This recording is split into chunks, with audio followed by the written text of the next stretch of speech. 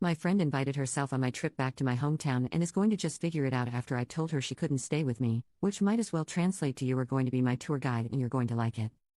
My 21F US friend group is pretty diverse and we've all visited each other's home countries in the past 2 years. We either stayed in a hotel or a family home, depending on space. I'm going to my home country for 2 months and a half in the summer. All of my friends have known since Christmas pretty much, and all of them know it's not an open invite like usual because I'm not going for fun. I'm spending my time there with my family and I'm going to be busy with my fiancé finalizing everything wedding related. So, my friend, 21F, decided that she didn't want to go home for the summer, instead wanted to come with me and decided that she'll just stay at my family home like before. I told her that it really won't be a good time, plus, we're not opening the family home for anyone outside of family this year, for a very good reason. Instead of accepting that, she asked about my other accommodations. I told her they're in use and not available. I didn't offer a hotel, and from the way she's been talking, she can't afford one right now. So instead of giving up, she said that she can just go there and figure it out then, which in my opinion translates to I will fly there and make it your problem so you have no choice but to accommodate me. I told her if she does that, she'll have to truly figure it out on her own because I'm not budging or folding. She laughed it off and told me that obviously because she didn't mean it like an ultimatum. I asked her if she's okay, if there's something going on at home or with her personally, etc., because it's not like her to do something like this. She said everything's good. I, however, feel like I'm stuck. If she goes through with her brilliant figure-it-out plan, she'll be a foreign woman in a country she's only visited twice before with a guide, aka me, who doesn't speak the native language or understand the map, etc. I can't leave her alone no matter what I warned her I'd do. Advice, please. Update 1. So I took the advice and sent her a long text copy-pasted from one of the comments with just a few things changed up. Then I sent another text to my friends' group chat just to make sure again that they know it's not an open invite, and then I wrote out why I'm making sure and what's been said between my friend and I. She left me on scene privately but replied in the group chat that she's not daft, she understood me perfectly the first time and what she decides to do with her time and vacation is none of my business. I told her that she should stop making it my business then and stop telling me about her summer plans altogether if it involves my home country. She replied that I don't have a claim to the country, and that my family's reason for not opening up our home is stupid and that we need to get over ourselves because it's not the second coming of Christ. I told her she's free to her opinion just like I'm free to mine and that in my opinion, she's acting like an entitled brat.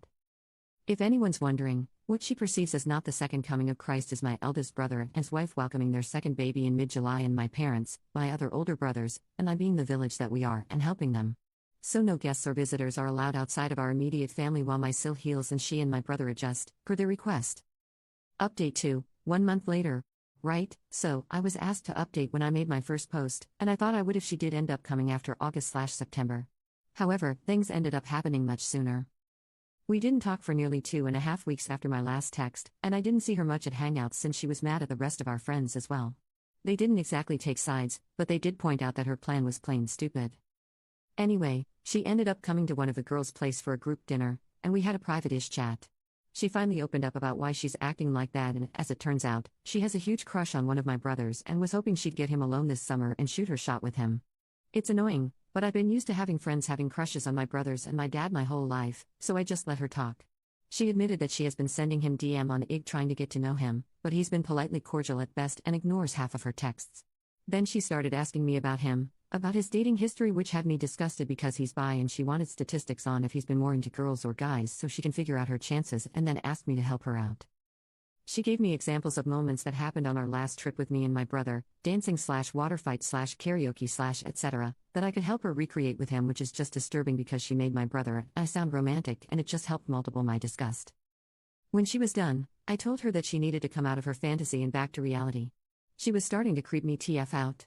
I told her that the fact is that my brother isn't shy. If he was interested in her, he would act like it, and him ignoring her speaks volumes.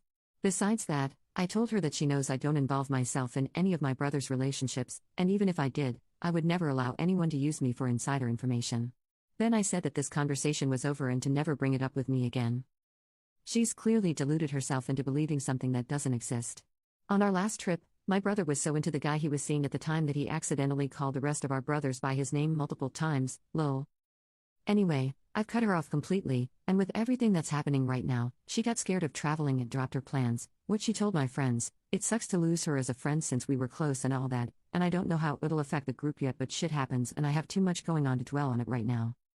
I, on the other hand, moved up my traveling and will hopefully be back in my home country in the next few days along with my family, which will allow us to celebrate my dad and one of my brothers on Father's Day, so yay.